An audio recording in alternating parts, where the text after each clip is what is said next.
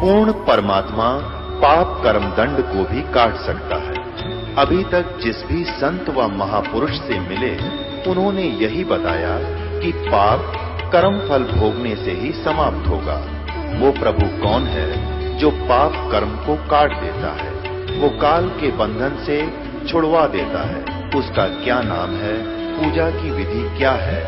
कृपया अवश्य सुनिए जगत गुरु तत्वदर्शी संत रामपाल जी महाराज के अमृत वचन। दियो जी कबीरे आज मोहे धीरे आज मोहे दर्शन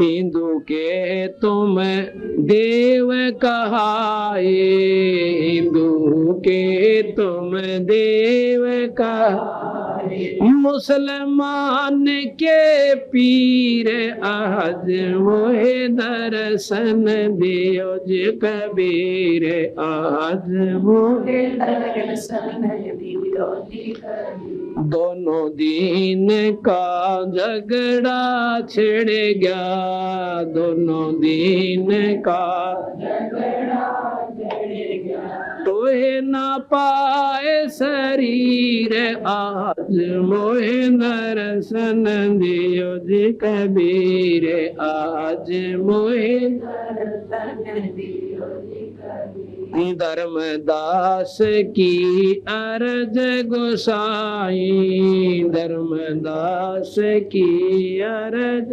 गोसाई, खेवा लंगाइयो पर ले तीर आज मोहे दर्शन दियो जी कबीर आज मोहे दर्शन दियो जी कबीर। धर्मदास की अर्ज गोसाई, धर्मदास की अर्ज खेवा लंगाइयो पर ले तीरे आज मोहे दर्शन दियो जी कबीर आज मोहे दर्शन दियो जी कबीर। सत साहिब। सभी संगत से प्रार्थना है कि भोजन पावे, प्रसाद ले।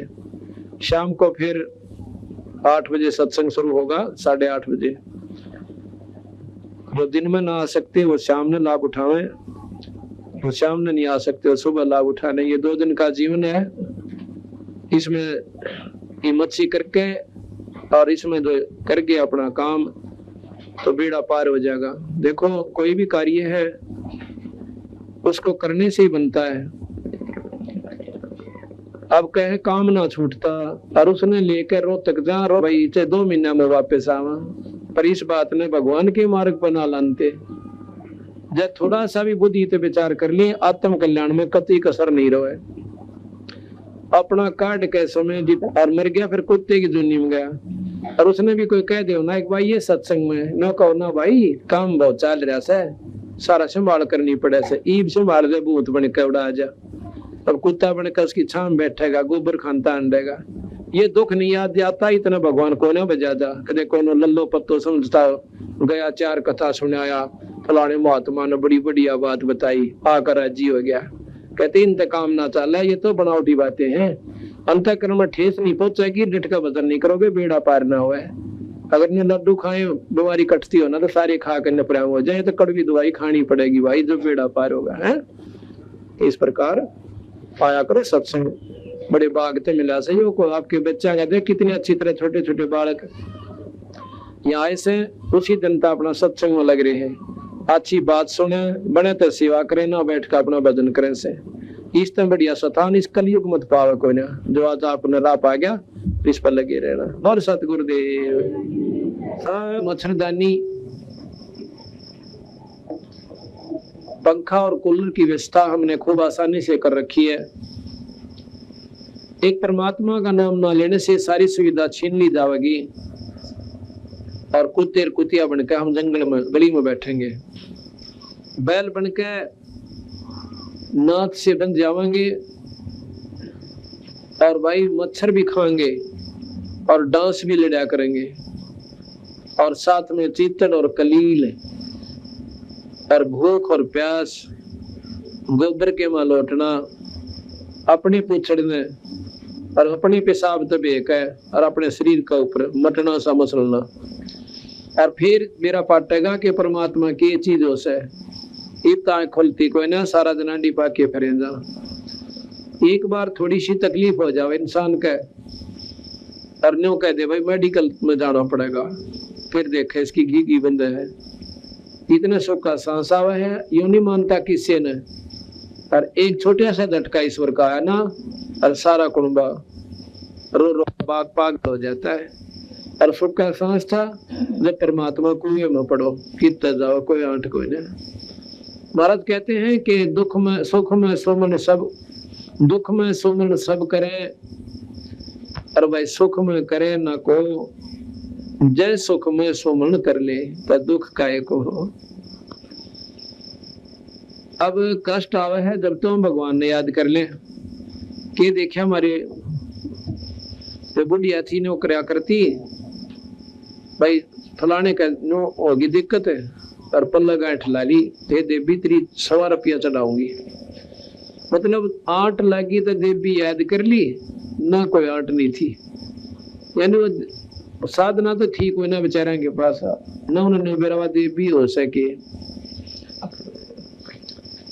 तो उस प्रकार महाराज कहे हैं कि दुख में सुमन सब करें और सुख में करें न को, और जय सुख में सुमन कर ले फिर दुख काहे को हो। कभी सुख में सुमन ना किया फिर दुख में करते याद, और कहे कबीरता दास की ये कौन सुने फरियाद।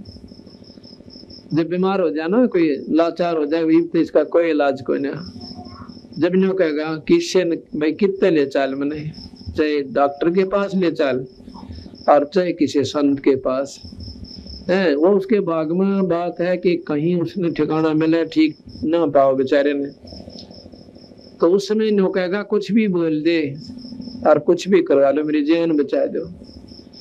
अब कहते हैं दुख में सुमन सुख में सुमन ना किया, इब दुख में करते याद, और कहें कबीरता दास की भाई कौन सुना फरियाद। तो जैसे इब हम भगवान बंदी छोड़ के चरणों में पड़े हुए हैं, जैसा भी कम या ज्यादा हमारे से धर्म या पुण्य या भजन सुमन हो रहा है, सेवा हो रही है, हम कुछ तो कर ही रहे हैं, बुराइयां तो बच गए, बीड़ी शराब मांस तमाकू निंदा चुगली लड़ाई झगड़ा है।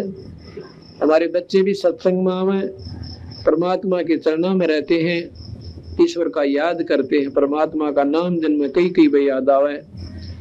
सुबह शाम आरती हो, घर में दीपक देसी घी की जोत जलाए। अब कहते हैं कि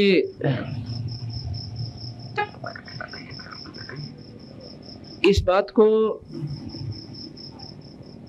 आम बड़ी आदमी जो पुण्य आत्मा होती है, जो गति सत्संगी ना होते, वो भी नो क्या करें भाई भगवान करे थारे घी के जलियो। घी के जलना यानी घर में थारे परमात्मा मौज करे।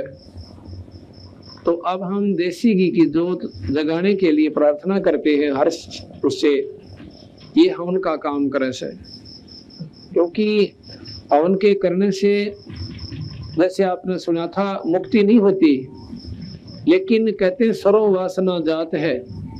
हवन करने से ऊपरले लोकों में, देवताओं के लोकों में या की शुद्ध वायु पहुंच जाती है, ये घी के माध्यम से, मंत्रों के प्रभाव से। तो देवता लोग प्रसन्न रहते हैं, और जहां बंदी छोड़ की अमर जोत लगती है उसको देख करके तो सारे ही खुश हो जाते हैं कि जिस घर में इस बंदी छोड़ की जो जड़े से उस बंदी छोड़ के नाम का हवन हो रहा है, तो भाई उसके तो चारों तरफ ये देवता पहरा देने लग जाए और बड़ी खुशी मनाते हैं कि धन है इनकी करनी ने, धन है इनकी जननी ने, जिनके घर पर बंदी छोड़ की वाणी और बंदी छोड़ का ये अमर जोत यानी देसी घी की जोत जल रही है। तो कहने का भाव ये है कि दुख में सुमन ना किया फिर सुख में करते याद, कहे कबीरता दास की कौन सुने फरियाद। अब हमारे ऊपर मान लो कर्म की कोई मार आवेगी, प्रथम तो कहते हैं संसरण में आणते भाई आई टले बला और जय माथे पर सूड़ी होवा कांटे में टल जाए।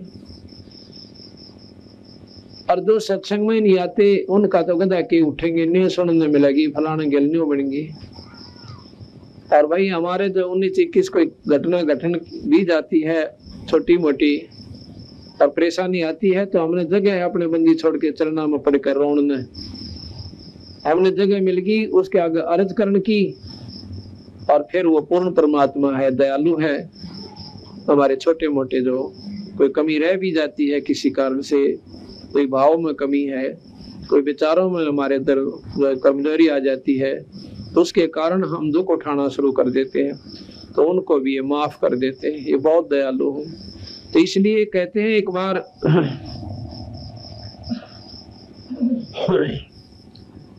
अब जैसे द्रौपदी का प्रकरण आप रोज बहुत गणे पढ़ा करते कि द्रौपदी की साड़ी बढ़ गई, पर न्यू बेरा ना था, साड़ी बढ़ी क्यों करे। अब बंदी छोड़ गरीबदास महाराज ने इसको प्रमाण दिया कि द्रौपदी एक समय स्नान करने के लिए गंगा के घाट पर गई थी और साथ में गणिये सहेली थी उसी नगर की। बचपन में उस समय क्या होता था कि बचपन में सभी लड़के और लड़कियों को संतों के पास, ऋषियों के पास धार्मिक शिक्षा के लिए भेजा जाता था। रोजी रोटी के लिए शिक्षा नहीं थी उस समय। सिर्फ बच्चे को धार्मिकता का ज्ञान हो, अच्छे बुरे की जानकारी हो जा, वो बच्चा आने वाले समय में कर्म की मार का मुकाबला कर सके। लड़की को इतना ज्ञान हो गया था कि भाई धर्म के काम में चूकना नहीं चाहिए। एक समय जब वो स्नान करने के लिए गंगा पर गई, क्योंकि उसके पिता द्रौपद ने एक बहुत बढ़िया गंगा के ऊपर स्नान घाट बनवा रखा था, जनाना घाट बोलिया करते पहले। और जहां पर वो राजा की लड़की का, राजा की रानियों का जो जनाना घाट होता था, उसके आसपास कई किलोमीटर तक पुरुष नहीं जा सकते थे। अगर कोई जाता था तो उसको सख्त सजा दी जाती थी। एक अंधा भगत जी, उसने जान नहीं थी कि यहाँ पर कोई जनाना घाट से, वो स्नान करने के लिए चला गया।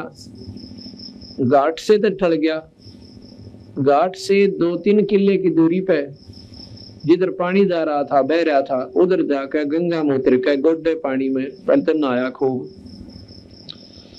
फिर अंदर चला गया छाती पानी में और स्नान कर रहा है। उधर से वो लड़कियां स्नान के लिए आती हैं सुबह सुबह ब्रह्म मुहूर्त में।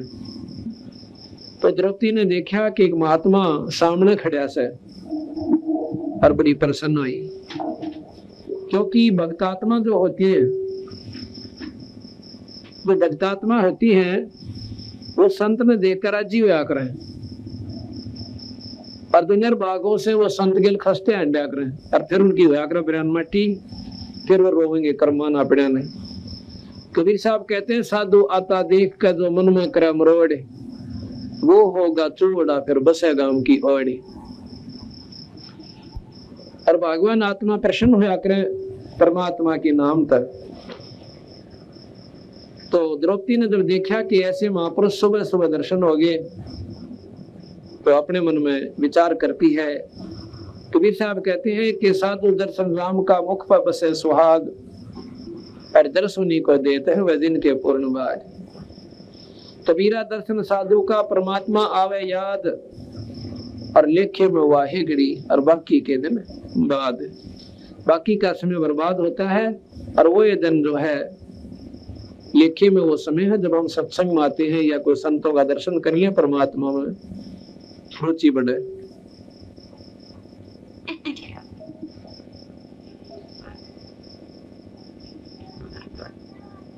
तो द्रौपदी ने क्या करा, ने सोची महात्मा नारा से हम भी स्नान कर लेते हैं। वो सब लड़कियां और द्रौपदी स्नान करने लगी। कहते हैं हजारों सहेली उनके साथ स्नान करने खातिर जाया करती, गांव की लड़कियां, उस नगर की लड़कियां, और साथ में उसकी दासी और बांदियां भी जाती थी। लड़की सभी लड़कियां ने स्नान किया, हजारों लड़की नहाई। नहाने में 1.5-2 घंटा उन्हें आराम से लग गया। स्नान करने के बाद द्रौपदी को फिर ध्यान आया कि महात्मा कहीं चला तो नहीं गया, क्योंकि उनके पास बैठ के वार्ता करेंगे, भगवान की कथा सुनेंगे। लड़की ने देखा कि वो महापुरुष तो अब भी नहाने लग रहा है, पर इतनी देर तो नहाना तो ना चाहिए था, और ना भी कोई रहा, नो पानी में हाथ मारे। उसमें क्या हुआ कि उस महात्मा के पास एक का लंगोटा था, बाकी कपड़ा कोई नहीं था उसके पास, और वो पानी में बह गया, टूट गया तागड़ी। अब शर्म का मारा बाहर नहीं आवे, बड़ा शर्मिंदा हो गया। उधर लड़कियां की आवाज आवे, स्नान करती आना, और ज्यादा पानी में घुस गया, और अपना कान बोझ कर खड़ा कि कहीं ये लड़कियां चली जा, फिर देखूंगा कि दिन छिप जाएगा, दिन रात्रि के समय बाहर निकलूंगा। सुबह का समय था।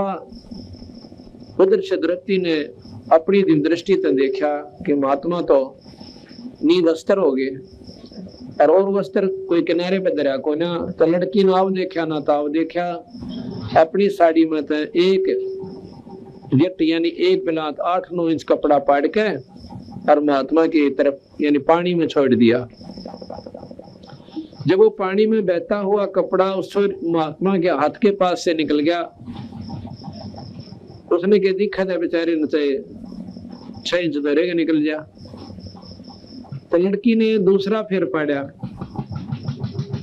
वो भी डाल दिया, वो भी चला गया। 7-8 ऐसे ही वो कपड़े को पिन बहा दी, पर उसने के दिखा बेचारे ने सारी 7 दौरेगा निकल गई। अब लड़की ने सोचा कि भाई देखो मेरे बाप समान है, कि डर हो गया। उसने एक लंबी लकड़ी उठाई, बहुत लंबी, जैसे जंतर की हुआ करे, और उसके अपना ये कपड़ा लपेट के एक बिलात का और अपनी साड़ी में पाड़ के और महात्मा के आगे कर दिया। अब वो हादसा मारा था, उसके कपड़ा उठाया, अन्य शुक्र मनाओ था, परमात्मा से अर्ज करे था भगवान कची थड़ा मिल जाए और मैं बाहर निकलने जोगा हो जाऊं। तो इतना उसका कपड़ा नु हाथ ला गया, फट पकड़ा और पकड़ कर नु देखने लग गया कितने का आकार का से। हमने पूरा कोपीन का हिसाब पाया को हो, ये तो न्यू तो कोई नहीं डाल सकता। अंधे को इतना ज्ञान बहुत होता है कि ये कपड़ा किसी लड़की का है और बहुत सुंदर सिल्कन यानी बढ़िया साड़ी का था। कपड़े पर हाथ लगा कर देख कर बोला बेटी आज तने मेरी इज्जत बचाई से भगवान उन्हें गणाए दे। कहते हैं देते को हर देता है जहां तहां सियान, और ना दिया फिर मांगत फिरो, परमात्मा सुननी का। अब यहाँ पर ये देखने जोगी बात है कि राजा की लड़की की गेला कितनी सहेली थी, और बांदी और दासी उसकी नौकरानी भी गणी थी, और सब साड़ी बांध रही थी। उस लड़की को इतना ज्ञान था कि मैं रोटी खाऊंगी मेरा पेट भरेगा, और ये सहेली खाऊंगी इनका भरेगा। मैं सेवा करूंगी मुझे मिलेगा, ये करेंगी इन्हें मिलेगा। अगर मैं साड़ी का टुकड़ा उनको कह सकती थी वह कि तुम्हें साड़ी फाड़ के गिर दो इस महात्मा की खातिर, वह पूरी की पूरी साड़ी डाल देती, क्योंकि राजा की लड़की का हुक्म और ऊपर तने जानते 2 देगी एक के बदले में। पर वह इतना भी अवसर उस लड़की ने उनको नहीं दिया। इसको ज्ञान कहते हैं। एक तो इसमें अभिमान होता, हुक्म होता कि तुम डाल दे साड़ी, तो उसको पुण्य नहीं मिलता। जब तेरे पास साड़ी है तो दूसरे ने क्यों कहे। अब मेरे हाथ में गिलास है, मैंने कोई लाइए रे 2 कहे, तो ये भी मेरी सेवा गई। अपनी मर्जी से आपकी नीयत हो साफ करना चालो, आगे से सेवक कह दे ला भाई मैं 2 सुमन और भी दौड़े से वो आपकी मौत दे दो, वो 2 कोई से की सेवा खत्म नहीं हुई। और आप वहीं बैठे हो मेरा ठा के दो ये मेरा गिलास, ये तो पड़ियों के काम होया करे। अपनी चौनी ने कोई ना छोड़े दे राम पड़ी होता है, तो तुमने बेरा को ना सेवा का की फल होता है। तो इस प्रकार वह लड़की इतनी सियाणी थी, उसने ज्ञान था कि मैं सेवा करूंगी मुझे, मैं दान करूंगी मुझे मिलेगा, और ये करेंगी तो इन्हें मिलेगा। उनको तो बेरा भी ना पाटन दिया, न्यू बोली बावड़ी होगी तो द्रौपदी जमाए इतनी बढ़िया साड़ी का नाश कर दिया जो बिना ज्ञान की थी, वह न्यू बोले। तने बोली बाबे ठीक से, तुमने क्या मतलब से इस बात का, मेरे काम न मैं जानो। तो फिर क्या हुआ, अब वो साड़ी देकर वह लड़की आ गई, बात आई गई हुई। लड़की ने कौन सा न्यू दिया था, वो दान के भगवान मेरा न्यू करिए। ऐसा दिया हुआ दान सीमित होता है। कैसा कि भगवान मारा न्यू हो जा, थारा पाठ करवाऊं, वो तो सिर्फ उस काम तक सीमित हो गया, उसका आगे फल नहीं मिलता। और जो बिना इच्छा के जो धर्म आप करते हो, नी इच्छा जो देता है सो दान कवावे, और फल बाँचे नहीं ताश का, वो अमरापुर जावे। तो द्रौपदी ने इच्छा व्यक्त नहीं करी थी कि भगवान में साड़ी जब पाड़ के दूं एक कपड़ा कि मेरे न्यू लाभ हो जावे, नहीं, उसने नहीं इच्छा अपना फर्ज समझ के और एक साधु की मदद करी, भगत आत्मा को दान दिया। अब क्या हुआ कि जब द्रौपदी की साड़ी चीर उतारा जा रहा था, द्रौपदी ने अपने पतियों का की तरफ देखा कि मेरे 5 पति और भाई उद्मस्तार देंगे, जो हाथ ला दिया तो सभा में बैठे हैं। उस लड़की ने इतना ना मेरा था कि यहाँ सब नकली सौदा से, ना कोई किसी का पति है, ना कोई किसी का पिता से, और ना कोई पत्नी है, ना लड़का और लड़की है, सब स्वार्थमंदी जीव है। पर ये जते जब से जब खुद बीत लेती है इंसान की गेला, तो उस लड़की का नाम जचा थी कि तेरे पति ने के बैठे रहेंगे और तेरी वहां पर बेइज्जती होगी। तो जब उसने देखा कि वह तो ऊपर ने देखते भी कोई नहीं, और दुशासन ने उसका पल्ला पकड़ लिया चीर उतारने ताई। फिर उसने देखा भीष्म पितामह, द्रोणाचार्य और कर्ण सामने बैठे हैं, और धृतराष्ट्र ने यदि कहना था पर प्रार्थना उससे भी करी, तो कोई ऐसा ना बोले मुंह है।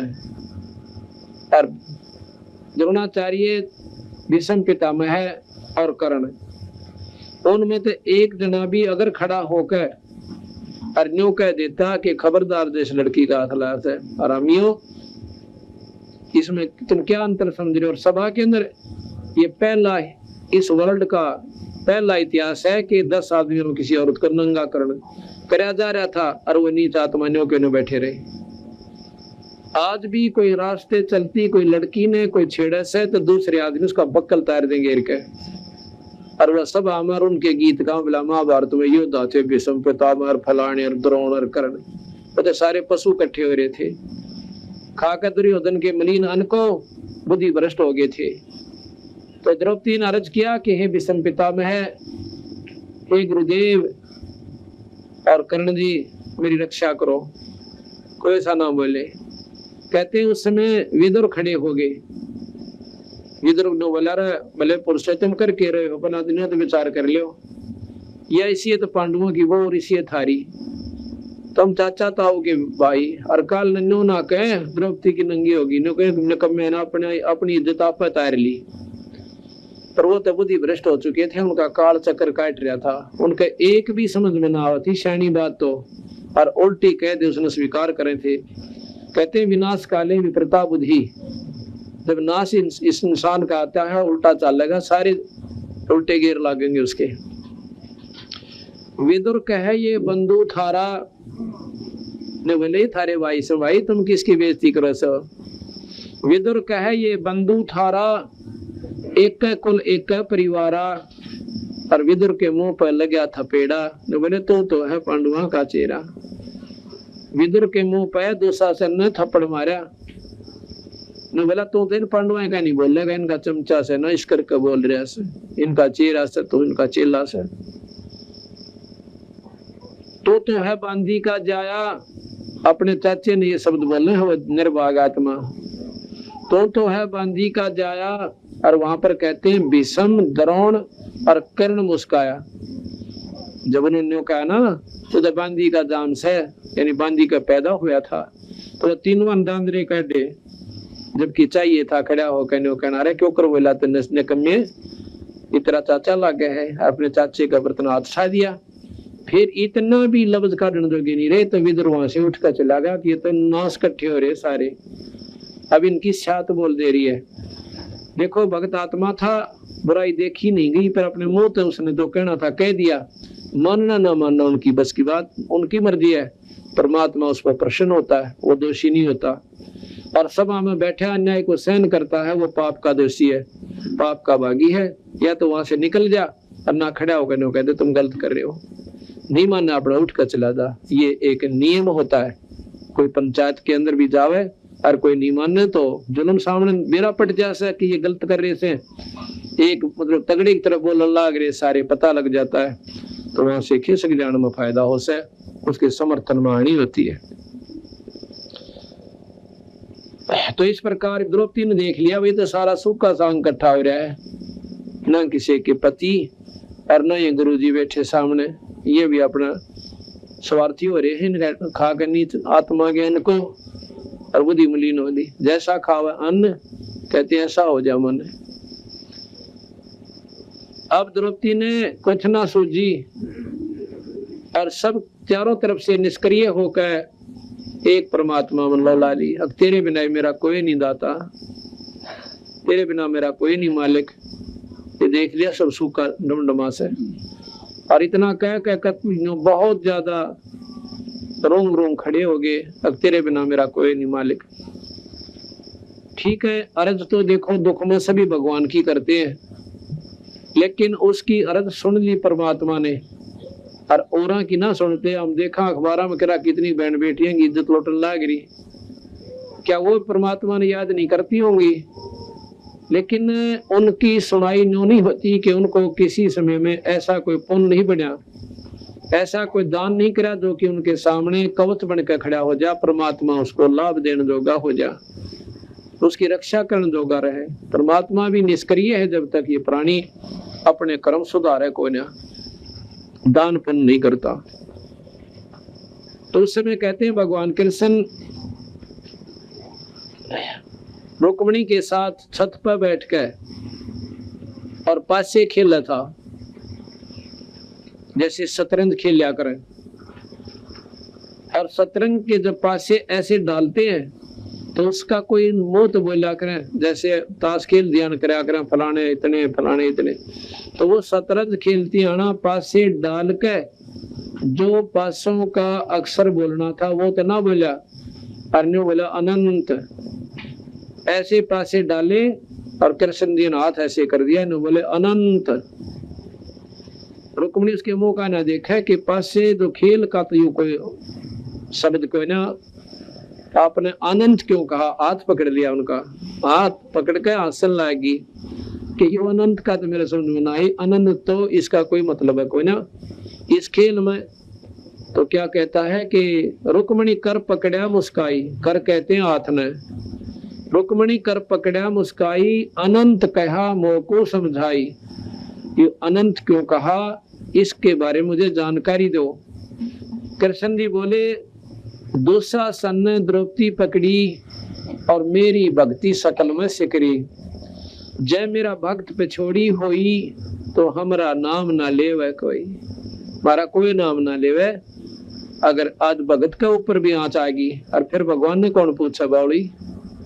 कहते तन दे ही से पासा डारी, वह शरीर से तो खेल रहा है और पहुंचे सुख समरूप मुरारी। खेचत खेचत खेच का शीशा और सिर पर बैठे हैं जगदीशा। द्रव सुता के चीर बढ़ाए तो शंख शंखो पार नहीं पाए। अब ये विचार करने की बात है यहाँ पर कि द्रौपदी के चीर बढ़ गया और ना बढ़ता कि उसकी उस लड़की ने वो दान कर रखा था। कुछ दिनों के बाद भगवान कृष्ण आते हैं उनके पास, पांडवों के घर पर गए। द्रौपदी उनके चरणों में पड़कर रोने लगी, कहने लगी महाराज जी, हे भगवान, इस पापनी पर आपने कौन से ऐसी मेरे क्यों कर दी कि ऐसी अनहोनी करके दे दी मेरे ताई। कृष्ण जी कहने लगे द्रौपदी तेरा ही किया हुआ है, अक मेरा तो कोई ना महाराज जी ऐसा तक नहीं। तेरे से हमने पुण्य करवा लिया था, पहले ही पता था कि तेरे ऊपर कष्ट आएंगे। तूने एक समय पुण्य किया था, बोली महाराज जी सा पुण्य तो मेरे को दृष्टि में याद भी कोई ना कि इतना पुण्य कर दिया जिसके कारण आपने एक अनमोल इतिहास पैदा कर दिया। उसने अपनी दृष्टि देकर और उस लड़की को दिखाया कि एक समय तो जो ब्याही कोई न थी, कुंवारी थी अपने पिता के घर पे, उस समय तो नहान गई थी बेबे। और जब वो दिखे है रील पछली अपनी आँखें तय, बोलिए महाराज जी एक बिलात के कपड़े का इतना पुन, एक लीर के कारण मेरे बढ़ गए चीर अपार। बोली जब मैं पहले जानती तब सबके मैं देती वारे। अगर मुझे जब ज्ञान हो जाता कि इस छोटे से पुण्य का इतना मुझे प्रतिफल मिलेगा तो मैं चूकती नहीं महाराज जी। हाथ बात छूट गई। इस प्रकार महाराज कहे देते को हर देत है जहां तहां से आन, और ना दिया फिर मांगते फिरियो, ये परमात्मा सुनने का। इसी प्रकार जैसे सर्दी आवेगी और सर्दी में जो है मोटे वस्त्रों की आवश्यकता जरूर पड़ेगी। जिन्होंने वो वस्त्र तैयार कर रखी हैं, रजाई का प्रबंध कर लिया, स्वेटर दर्सी ले ली, तो सर्दी आकर चली जाएगी पर ज्ञान तक होने हमारे। इसी प्रकार जिन्होंने धर्मपुन सुमन गुरु की शरण ले ली, कर्म की मार आवेंगी पर वह दुखी तो न करे, धनी काल नहीं करे। कहते संत शरण में आड़ते आई टले बला, जय माथे में सोड़ी होगा कहते हुए टल जा। एक समय की बात है, एक बहन विधवा होगी और एक का लड़का उस पे, और वो लड़का क्योंकि पिता का हाथ दाब ऊपर ना हो, लड़का के बिना परवाह कराया करता माता की। माँ क्यों लाड गणे कराया करे अपने बेटे की, छोटी मोटी गलतियां न भी माफ करती ही रहती है। और फिर वो इतना सर फिर जैसे उसका, वो माँ ने कुछ ना समझता, और फिर भी ममता माँ की बहुत बड़ी रहती है, उसकी 100 बुराइयां न भी सहन कर लेगी, पर वो दोनों दिमाग खराब होता चला जाता है। उस लड़के के लिहाज से ही बना, उसका लड़का था, पिता था कोई ना। पहले तो वो अपने पति के मर जाने के दुख में रोने लगी, आंखें सुजाली, कंडे मोली बेचारी। उसके बाद वो लड़का बुराई करने लग गया, बीड़ी शराब सुल्फा आदि का प्रयोग करने लग गया। और उस एक काम और भी साथ में करता था, गलत आदमियों के पास बैठकर चोरी और करने लग गया था। चोरी का मानना मेरा था कि इतना भी गिर लिया निर्वाह के चोरी भी करने लग गया। एक दिन एक पड़ोसन आई उसके पास, न बोलिए दूध से था रहे अकान दूध से पे की जरूरत पड़ेगी, अगर दूध मैं सत्संग में जाया करूं और मेरा रोटियां का नंबर से और मारी मैस ना दूध ना दिया बेबे थारा फिर कुआ दे देगी। न बोली ना है फिर कुआ के देना, तो अच्छी जगह ले जा, बताइए भगवान कद कद जन्म दे हमारे। पता इतना उस बेचारी कुछ पहले संस्कार थे, ऐसे सुथरी बोली। तो उसके ऐसे विचार भावना देख कर वह पड़ोसन जो सत्संग में जाया करती थी, वह बहन ने सोची क्या तो बढ़िया दिखा ऐसा लड़की औरत है, मतलब ठीक बोल रहा है, तो क्यों ना इसने भी बता दूं कि तो इतना दुख पा रही, सारे दिन रोए जावे, मेरे गिल सत्संग में चाल पड़ा कर। उसने सत्संग से आकर उसके घर पर गई और ये जिक्र कर दिया। पानो बोली बहन चलते मैं पढ़ू, पर मेरे गिला कई काम हो गए। क्या हो गया? एक तो मैं विधवा होगी, तुम तो जा सकती है, तुम्हारे सर पर धनी है, कोई टोक अड़ा को ना, और मैं घर से निकलूंगी तो 100 बात दुनिया बनाओगी। तो अनु बोलिए तुम दुनिया का की लेना बाउड़ी। मीराबाई ने देखा ने के कहा था दुनिया ने, के कहा था दुनिया ने, सब नु कहा करते तुम मत न जाकर सत्संग में ठाकरा की छोरी हो, कहते न जाड़ा पाड़ दिया, जुल्म कर रही तो के कहेंगे या दुनिया थूकेगी, हमने तारी जगह जगह बेइज्जती हो से, दुनिया बुंडी अच्छी कर। तो मीराबाई के बोली सत्संग में जाना मीरा छोड़ दे, सत्संग में जाना मीरा आए मारी लोग करें तकरार, सत्संग में जाना मीरा छोड़ दे, आए मारी लोग करें तकरार, सतसंग में जाना मीरा सतसंग में जाना मेरा ना छोटरी सतसंग में जाना मेरा ना छोटरी आरी चाहे जड़ कमरो सन सारे सतसंग में जाना मेरा नाम आरी चाहे जड़ कमरो सन सारे सतसंग में जाना मेरा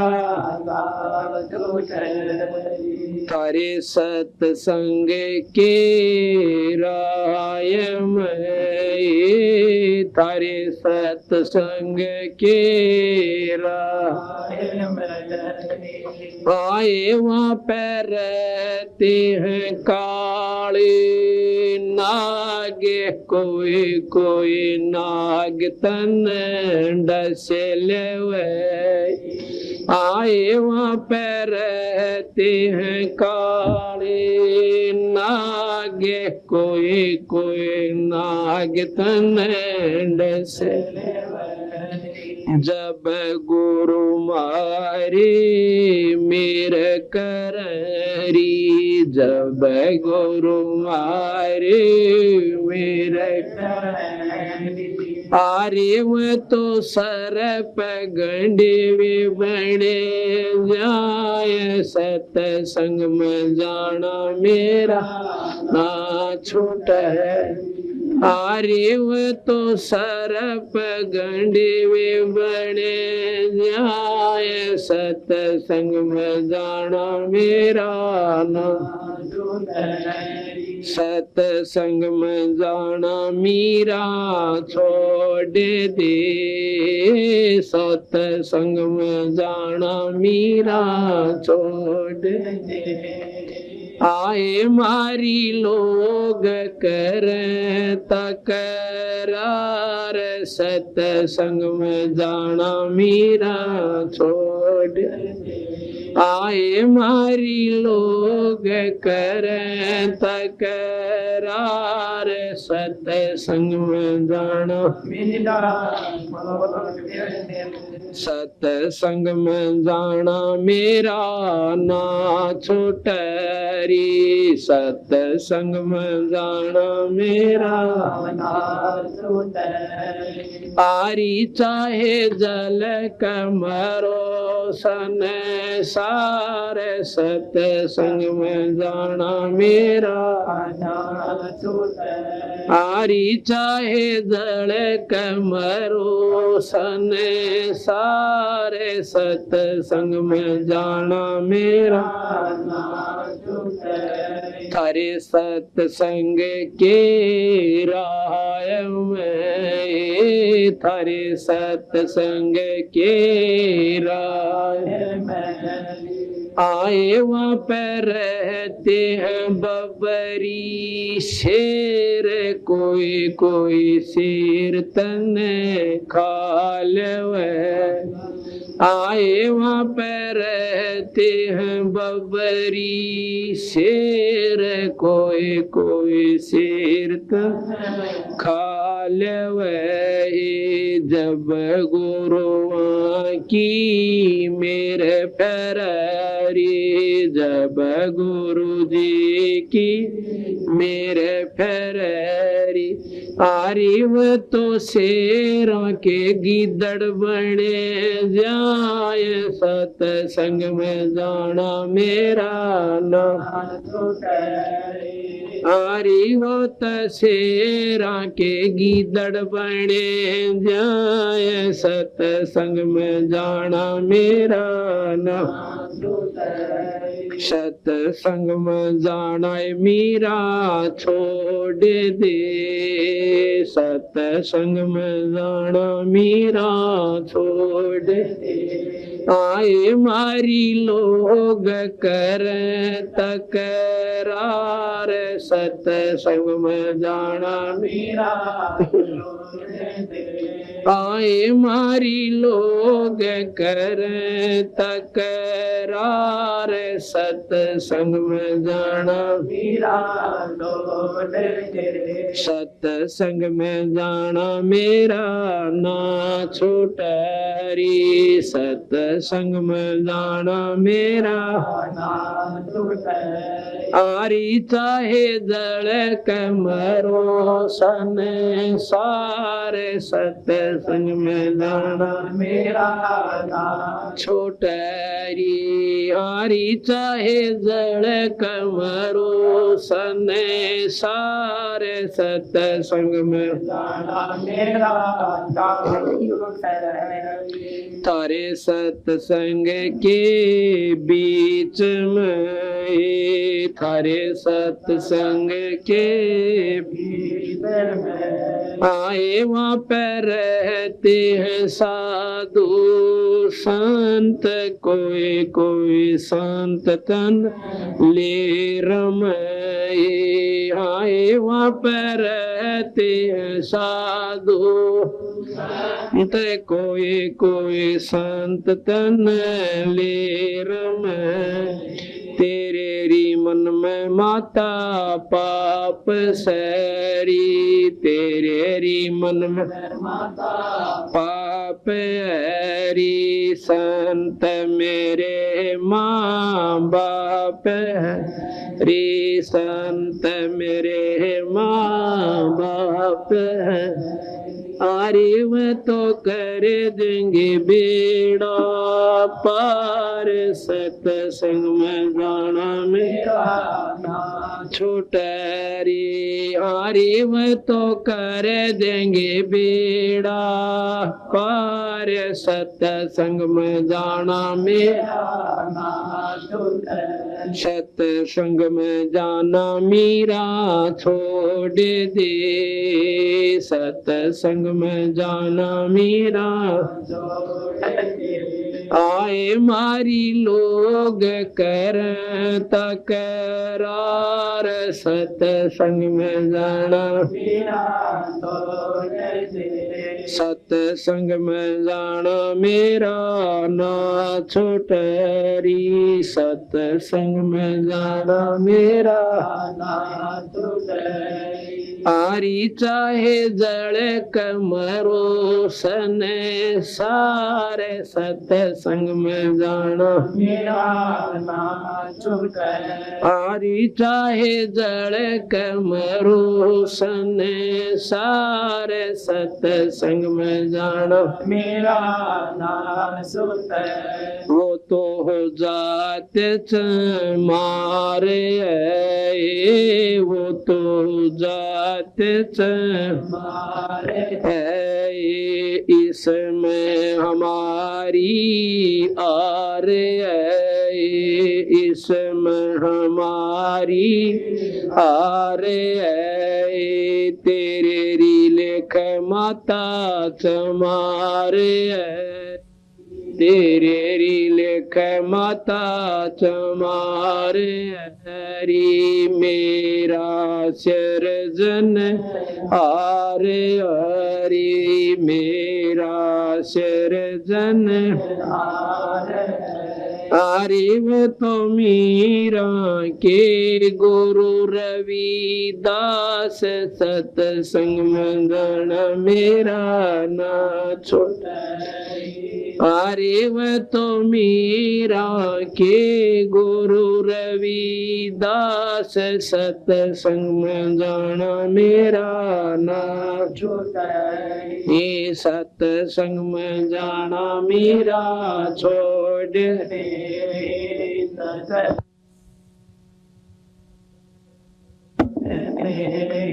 आए मारी लोग कर तकरार सतसंग में जाना मेरा आए मारी लोग कर तकरार सतसंग में सतसंग में जाना मेरा ना छूटरी सतसंग में जाना मेरा ना आरी चाहे जल कमरो संसार सतसंग में साहिब। जब मीरा ने सत्संग में जाना बंद नहीं किया और राणा जी ने जहर भी दे लिया और भाई कहते हैं एक बार सर्प भेज दिया एक टूमा के डिब्बे में जो गहने का जेवरों का डिब्बा होता है उसमें न्यू कह दिया कि ले मीरा ने दे दे इसमें 9 लखा हार लिया उसकी खातिर। उसके देवर ने उसका पति मर चुका था 2-3-4 साल शादी के बाद वो मर गया था। तो मीरा ने हार को खोला उसमें डिब्बे को खोला तो उसमें काला सांप भेज रखा था पर वो मीरा के खोलते ही हार बन गया और उसने ठाकर वो हार गले में डाल लिया। तो राणा जाता है देखने खातिर उसका देवर उसने देखा कि वो तो गल में हार पहरे बैठी है और डब्बा खाली दौड़द रहा। तो उसने सोचा कि आज तो या बच की तड़के इसने तलवार तो मार दूंगा कट्टे रान टंटा मिटा इसने तो बेइज्जती कर दी मारा बट्टा ला दिया। सवेरे सवेरे गया बखत कि रात ने फिर सत्संग में गई थी। कहाँ गई थी कहते न तलवार काटी एकदम काला सांप ने सामने डोरा ठाकर उसके माथे में डंक मारने की तरफ ने हुआ और राणा जी के नीचे जाकर पीछा जाकर ला गया और गेर का तलवार ने वो जार सांप उसके पाछे मुड़कर देखा है तो सांप एक मोरी में कबड़ का बाहर निकल गया। अब मीरा बाई ने उन्हें सोची बयानों कोई ना माने इसकी मां ने बुला लो और माँ की लड़की बात स्वीकार कर लिया करे। उसकी माँ ने बहुत समझाई बेटी तू बाहर ना जा कर देखे हमारी बेइज्जती हो से सत्संग में ना जा कर। बोली माँ मैंने बेरा पट गया इन बातों का कि आज मैं अगर सत्संग में नहीं जाऊंगी संतों की शरण में नहीं जाऊंगी नाम नहीं जपूंगी भगवान का मैं कल कुतिया बनूंगी और ये ठाकुर समाज मेरा केस डाल देगा कल मैं कुतिया बनकर नंगी अंडा करूंगी जब ये इज्जत मेरी की जाएगी। उसकी माँ फिर डराने लगी कि तो इतनी दूर जावा अंधेरे में बावड़ी रास्ते में काले काले नाग और एक भी लड़ गया ना तो पानी भी ना मांगेगी न। बोली माँ कोई बात ना मरना तो एक दिन सहे पर हम जिसकी शरण में जाओ वो छोटी शक्ति कोई ना। पर ने बोलिए शेर पीछे घूमते शेर बीच में जो है ना तो बोले जी कुछ भी कहो बस शेर भी कोई ना खाओ हमारे लिए तो गाजर बढ़ जाएंगे। फिर भी नहीं मानी तो और बुराई उसके सिर पर लावसक वहां जाती है वहां भगदन भी रहते हैं पुरुष भी रहते हैं बेबे और बिरानी का धन्य कम्मे भी आकर उन्होंने बोली माँ ये तेरे मन का वहम है सत्संग में निकम्मे का काम की अगर कोई निकम्मा भी जाओगा तो भी सत्संग में सुधर जाया करे। कहते हैं सत्संग मानते पापी भी पार हो जाते। माँ एक हुआ उसने 10 अच्छी बात बताओ पर बुढ़िया पर तो बुद्धि पाछली सवार हो रही थी सत्संग में आई कोई ना ठकुरानी बड़ी बैठी थी तेने बनी ठाकुर गुना तुमने बना रहो मैं तो मरो चाहती हूँ और नाड़ काटनी तो आज काट देंगे मन तो कति अपनी हथेली पे ले फिर उसको हाँ अगर मैं कहीं गलत पा जाऊं पूरे टुकड़े कर देंगे पर मेरे बदन में बाधा क्यों करते हैं ये लोग। पर नहीं मानी तो कहते हैं आज मीरा बाई के गीत बना बना लगाई गाँव से छोरी और आदमी भी अगर वह मीरा बाई अपने उस समय पर थोड़ी सी भी अणकान मुड़ जाती लोक लाद ने देख लेती तो कुती अपनी अंडो को भी ना पूछो मीरा बाई ने। इसी प्रकार ये शुभ अवसर है जिन्हें भक्ति का मार्ग का ज्ञान हो गया लोक लाद नहीं करे पर भाई अपने चरित्र तो भी नहीं करे।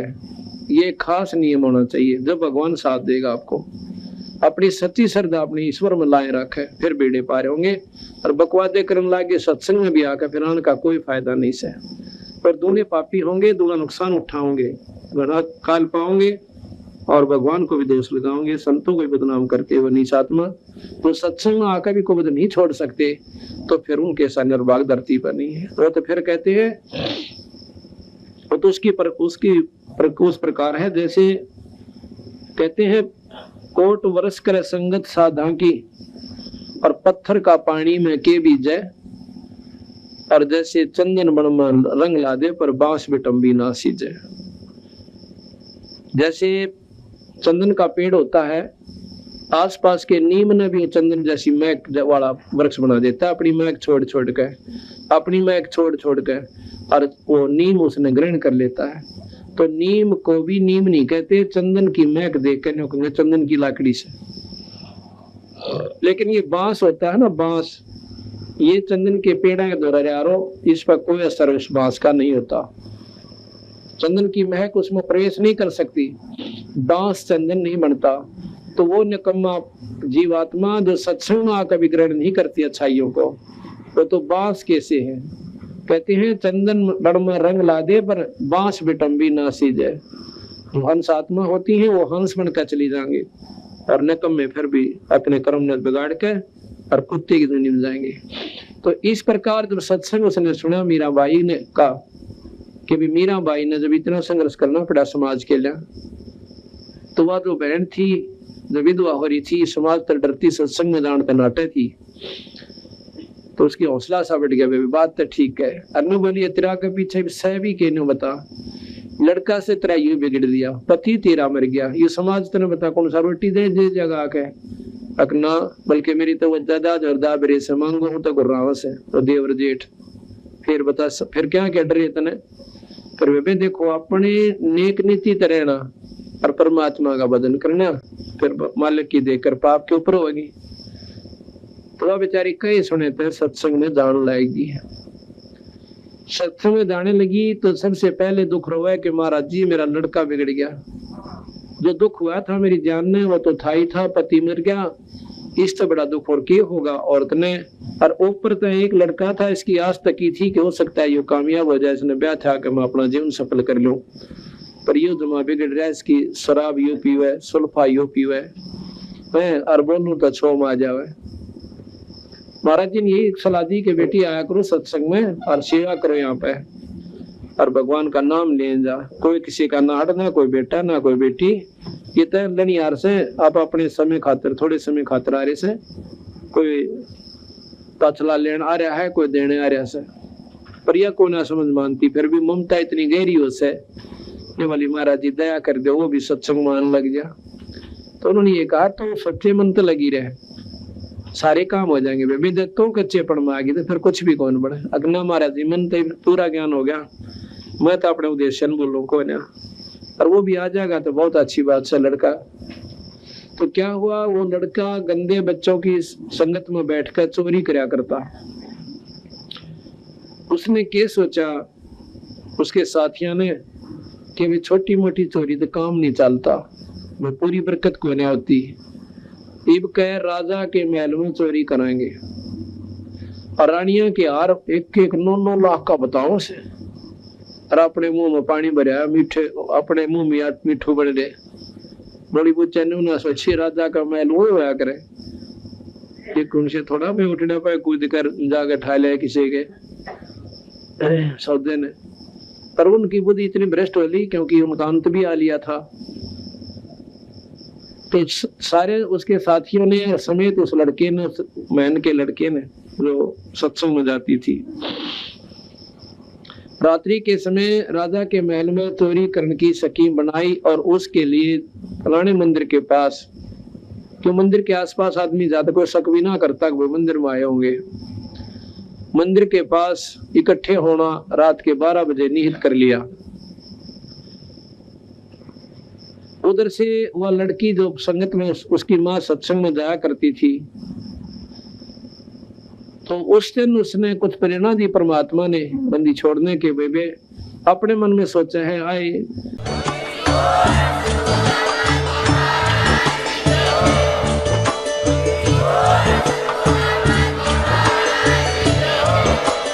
आप सुन रहे थे जगत गुरु तत्वदर्शी संत रामपाल जी महाराज जी के मंगल प्रवचन। अधिक जानकारी के लिए विजिट कीजिए हमारी वेबसाइट www.jagatgururampalji.org। संत रामपाल जी महाराज जी के शुभ आशीर्वाद से पूरे विश्व भर में 500 से भी ज्यादा नाम दीक्षा केंद्र हैं, जिन पर संत रामपाल जी महाराज जी द्वारा ऑनलाइन निशुल्क नाम दीक्षा दी जा रही है। अपने नजदीकी नाम दीक्षा केंद्र का पता करने के लिए संपर्क करें 8222880541।